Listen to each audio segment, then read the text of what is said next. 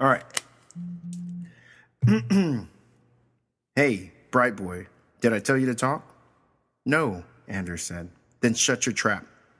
Did you hear that? Anders said. Bright boy, right out of the killers. Please be quiet, the woman said. Hey, you deaf or what? The man with the pistol walked over to Anders. He poked the weapon into Anders' gut. You think I'm playing games? No, Anders said. But the barrel tickled like a stiff finger, and he had to fight back the titters. He did this by making himself stare into the man's eyes, which were clearly visible behind the holes in the mask, pale blue and rawly red-rimmed. The man's left eyelid kept twitching. He breathed out a piercing, ammoniac smell that shocked Anders more than anything that had happened. And he was beginning to develop a sense of unease when the man prodded him again with a pistol. You like me, bright boy? He said. Now, let's take a quick break right here and let's talk about what's going on. So basically, Anders is being smart and he's saying all these things under his breath, and the guy catches him. So the guy comes to him and says, you have something to say, bright boy? Obviously, we know that Anders is smart. Anders takes exception to it and he says, bright boy, something right out of the killers. He's making a reference to something, and the guy doesn't get it, and the guy gets agitated. So then he puts the gun in Anders' rib cage and he says, you think I'm playing games? You want to see if I'm playing games? Anders says no, he doesn't think he's playing games, but it's tickling him, the barrel of the gun. So he's kind of twitching and twittering, right? He's like trying not to laugh. So in order not to laugh, he looks at the guy in the eye. And when a guy gets looked at the eye, then he gets upset. He gets angry. And he says, you like me, bright boy? He said. Okay. Now here's the one problem that it's not even a problem that I have, but I know some of you may have a problem with bad words in writing. But remember, when writers write, it's an expression of what they're thinking. So instead of saying it, I'm just going to blank it out. But you can read it there because it's on line 75. The guy says, you like me, bright boy? He said. You want to suck my blank? No, Anders said. Then stop looking at me. Anders fixed his gaze on the man's shiny wingtop shoes. Those are his shoes. Not down there, up there. He stuck the pistol under Anders' chin and pushed it up until Anders was looking at the ceiling. Anders had never paid much attention to that part of the bank. A pompous old building with marble floors and counters and pillars, and gilt scrollwork over the tellers' cages. The dome ceiling had been decorated with mythological figures whose fleshy, topographed ugliness Anders had taken in at a glance many years earlier and afterward declined to notice. Now he had no choice but to scrutinize the painter's work. It was even worse than he remembered, and all of it executed with the utmost gravity. All right, let's take a break right there. The guy gets mad because Anders is being smart. So Anders looks down and he says, no, you look at the ceiling, and he puts the gun under his chin. Anders has no choice but to then critique the painting that's on the ceiling. Remember, this is what he does. He's a critic. Everything that he looks at, he has with a critic's eye. The guys come in, they look goofy, they look dumb, they're saying the same cliched things. He makes a comment. The ladies that are listening to their conversation, their stupid conversation, he makes a comment.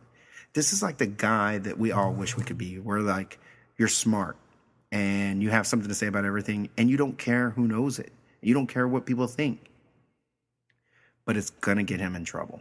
And it already has. The guy's got a gun to his throat. Makes him look up. And with a gun to your throat, you'd think Anders would calm down. But no, he just starts critiquing the ceiling and the painting on the ceiling. All right, line 88. The artist had a few tricks up his sleeve, and he used them again and again. A certain rosy blush on the underside of the clouds, a coy backward glance at the faces of the cupids and the fawns. The ceiling was crowded with various dramas, but the one that caught Anders' eye was Zeus and Europa, portrayed, in this rendition as a bull ogling a cow from behind a haystack. To make the cow sexy, the painter had canted her hips suggestively and given her long, droopy eyelashes through which she gazed back at the bull with a sultry welcome. The bull wore a smirk, and his eyebrows were arched. If there had been a bubble coming out of his mouth, it would have said, hubba, hubba. All right, let's stop right there.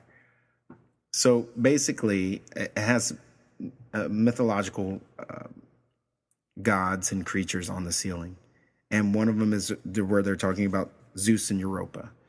And Zeus went after Europa. He wanted to be with Europa, but they're in the form of a cow and a bull here. And it's so comical because it's so ludicrous that, this guy has a gun to his head and all he can think about is how the artist made this whole situation look really stupid, right? It's crazy. It's like a person who can't turn it off. Have you ever met somebody who was so honest that they couldn't not say anything that would hurt somebody's feelings? That's kind of what Anders is like. He has no choice. It's just what he does. It's ingrained in him, and it's what he does. And that's what's great about the story is that he never changes. He's always the same Anders. Always has something smart to say. Always critical about everything. Always negative about things, okay? Line 100. What's so funny, bright boy? Nothing. You think I'm comical? You think I'm some kind of clown? No. You think you think you can F with me? No. Now we're on line 106. F with me again. Your history. Capiche? Anders burst out laughing. He covered his mouth with both hands and said, I'm sorry. Then snorted helplessly through his fingers and said, Capiche? Oh, God, capiche? And at that, the man with the pistol raised the pistol and shot Anders right in the head. All right, let's stop right there. Capiche means it's Italian, I believe, and what it means is do you understand what I'm saying? Do you get me? But the reason Anders breaks out in laughter is because capiche is so cliche. It's like something every gangster says, right? You mess with me, you're going to get messed up. Capiche, right? And then it's so cliche that Anders has no choice but to laugh. It's like these guys are unoriginal. It's like bad writing. And for Anders, he's going to be critical about it. So he starts laughing. Well, there is the last straw. So the guy pulls out his gun and he shoots Anders in the head. And this is what I love about fiction. This is what fiction can do that no movie can do. Up until this point, we've been moving at real time. Stuff is happening and boom, it happens. But now we're going to watch as Tobias Wolff slows time down and goes through things real slow. So check this out. Line 112. Love this. The bullet smashed Anders' skull and plowed through his brain and exited behind his right ear, scattering shards of bone into the cerebral cortex, the corpus callosum, back towards the basal ganglia, and down into the thalamus. But before all this occurred, the first appearance of the bullet in the cerebrum set off a crackling chain of ion transports and neurotransmissions. All right, stop right there. I was talking to one of my students about this, and they're like, I hate that part right there because it's so technical. Well, I think Tobias Wolff is doing that because he wants to be technical right there for that specific part.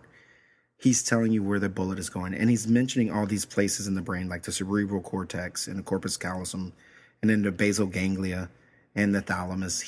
The bullet is moving through the brain.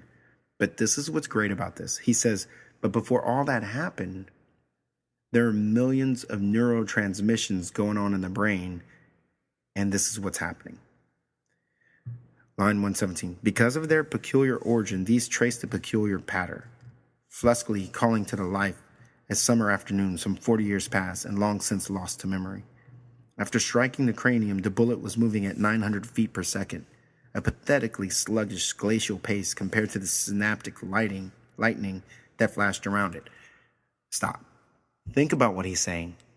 That gun is moving at 900 feet per second. That's pretty fast. But compared to the way our brain works and the way we think, it's nothing. It's slow. It moves like molasses. It moves slow because you can think so much faster. And this is what really freaks me out because Tobias Wolff is saying,